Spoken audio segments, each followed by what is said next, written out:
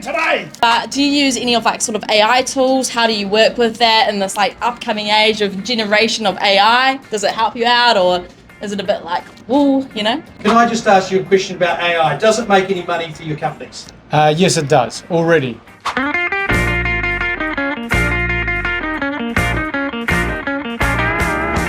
What a beautiful afternoon. Hey, what a great afternoon. And here we are at Hotline. It's a beautiful afternoon. We're at Courtney Place.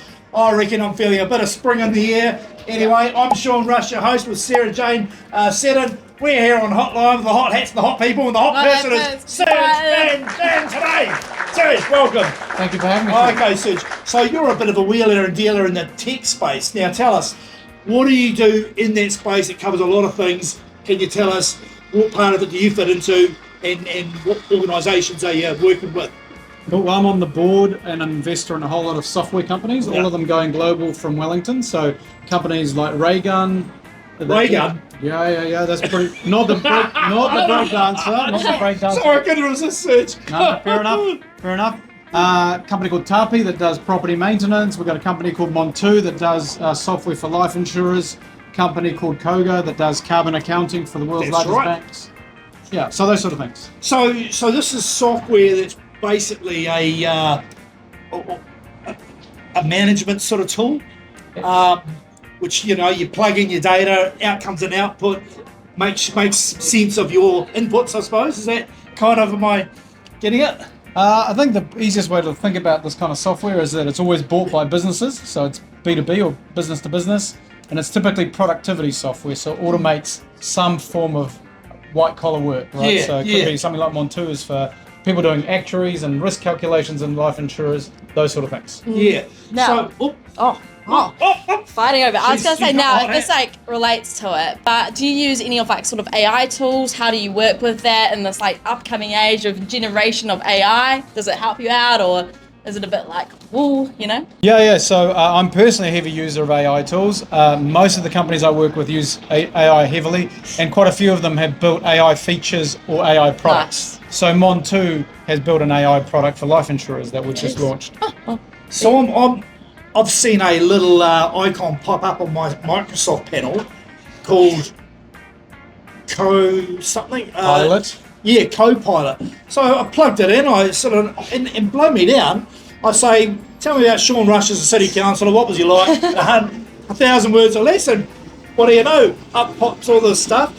So for me, it's a really powerful tool to actually get a lot done on paper. The brain dump. Quick question from the cameraman. I'm sorry, but that was a really long way of describing AI. Can I just ask you a question about AI? Does it make any money for your companies? Yes, it does, already. So in various ways. One is it reduces cost. Everyone is more efficient already. Secondly, in some instances, we're actually selling these AI services on top of the core product. So it is already making money, and that's in 2024. It's obviously going to accelerate. It's all about the money for the cameraman, you see, folks. Not like us Junos, who are a little bit left, aren't we? You know? So what's next for you, Serge?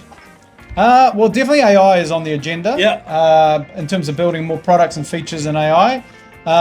What else? Well, we've got to grow these companies because Wellington is in a pretty challenging situation. We've got a lot of government jobs going, etc. And I think the only way out is for these tech companies to expand globally and do so pretty quickly. So we interviewed someone who was talking about the Silicon Valley being the Hutt Valley. I can't remember the exact sort of phrase, and I think the council are actually trying to put in some settings to facilitate that. Is our council here or in the area doing anything to assist these new startups? I think they're doing some things. So, we've recently opened up a tech hub for startups at the university. We're putting on some events with Wellington NZ, Creative HQ's doing a few things. So there are some things going on, but I wouldn't say that there is a really well understood strategy of how Wellington becomes a tech city. Yeah, okay, well that's really interesting. Maybe I saw the mayor last night actually, but didn't talk to her. Anyway, Sarah Jane. I'm going to switch it up. Whereabouts is your favourite beach?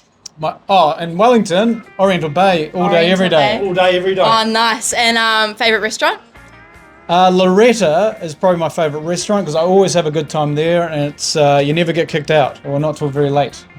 What's very late? No, well, for Wellington, at least till midnight. Okay, all right. For a Gotcha. restaurant. For a restaurant. That's Very next late. year for me. Yeah. All right, Serge. Well, thanks so much for coming in and sharing us your story with Wellington Live on the hotline with the hot bee with the hot hat.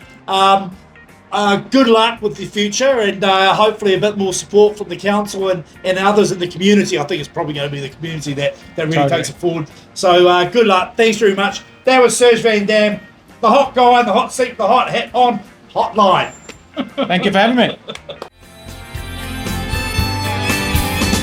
You can't beat Wellington on a good day or even a bad day too.